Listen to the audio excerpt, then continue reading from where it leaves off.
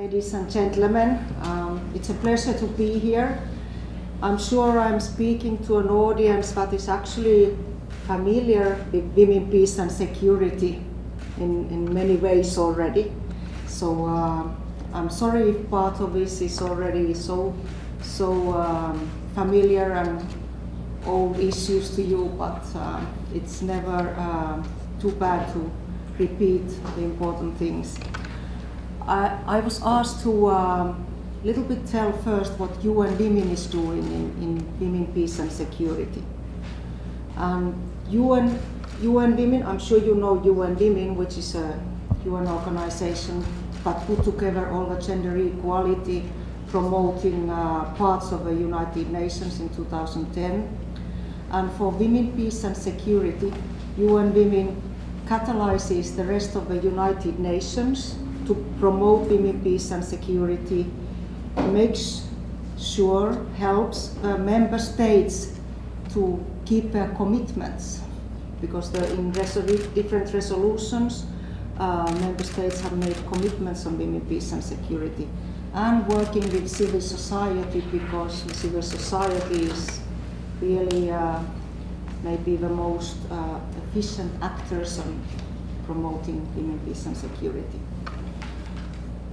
And so you know that last year United Nations took 3 reviews, high-level reviews on peace and security. There was one on peace operations, one on peace-building architecture, and the third one was on women, peace and security. And all 3 reviews actually ended up into very similar conclusions. They had different groups that took care of these. They had a slightly different focus, but they all said United Nations needs to go back to what it was established for. It needs to prevent conflicts. It needs to sustain peace. And that's actually the mandate of the United Nations. And it can't do that if it's not inclusive. If whatever is taking place is not inclusive. Now that we also have a sustainable development goals, we have goal 16 there on peaceful and inclusive societies.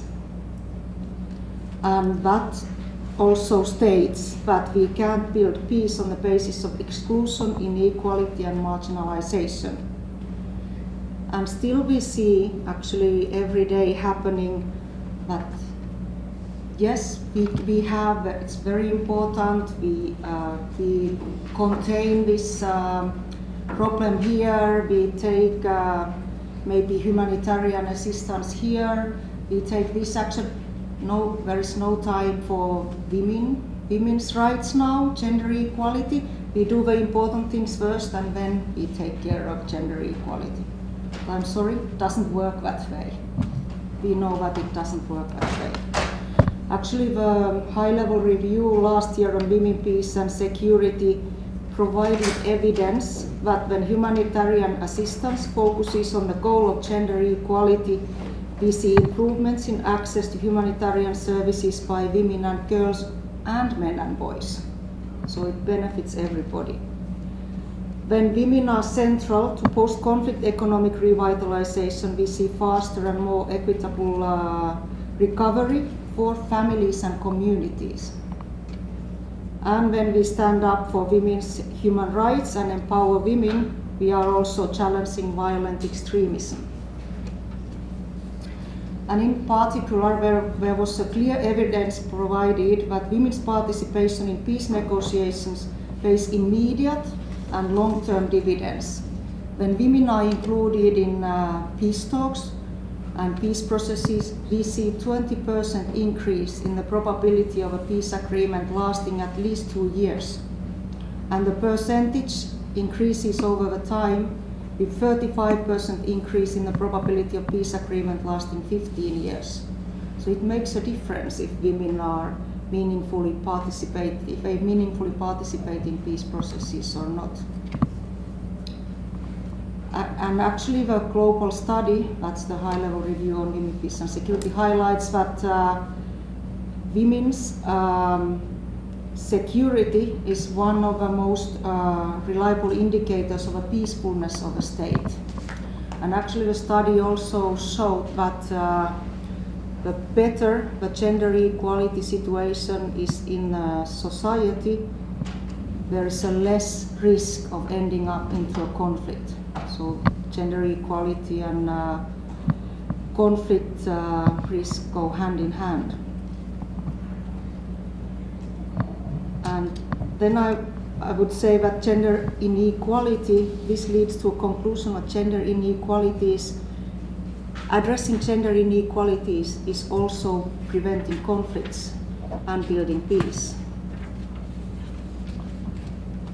UN Women and our partners are working to put some of these recommendations, on as many as possible, into practice. Earlier this year, a Global Acceleration Instrument on Women, Peace and Security and Humanitarian Engagement was established.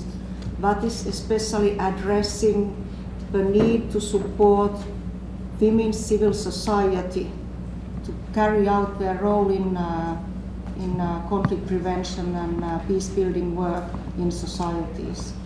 And it is focusing on fragile states, and most of the funding goes to civil society based in fragile states. It's surprising, I mean, the civil society is usually the only actor in very difficult conflict areas, but they don't have resources to carry out their role. We are trying to address that problem. Then another area where UN Women is working is national action plans on women, peace and security. I don't know how many of you are aware or working or involved in national action plans on women, peace and security, because I'm sure many of the countries that you represent here have national action plans. There are about 60 countries at the moment that have adopted, and several more are preparing, and there are also regional organizations that are preparing action plans for their regions. The national action plans are successful. They provide an opportunity for national stakeholders to help define the agenda and hold government to account, but also help the government to be accountable. And as I mentioned earlier, it is really the member states who are responsible for implementing women, peace and security. It is their commitments that have been adopted at the Security Council or UN General Assembly. And it's member states who need to make sure that the women, peace and security issues are integrated into domestic policies, laws, planning and budget processes. And national action plans, of course, they are not action themselves, it's just facilitating action. But it can contribute to changing the culture in a country, a way of operating, how you see things. And many of you, I think, know that last October there was yet again a session on women, peace and security at the Security Council. There was a new resolution that was adopted there.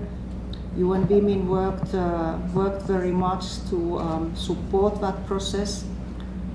It was that Security Council session that discussed women, peace and security last year was actually the session that had the largest number of participants ever at the Security Council open debate.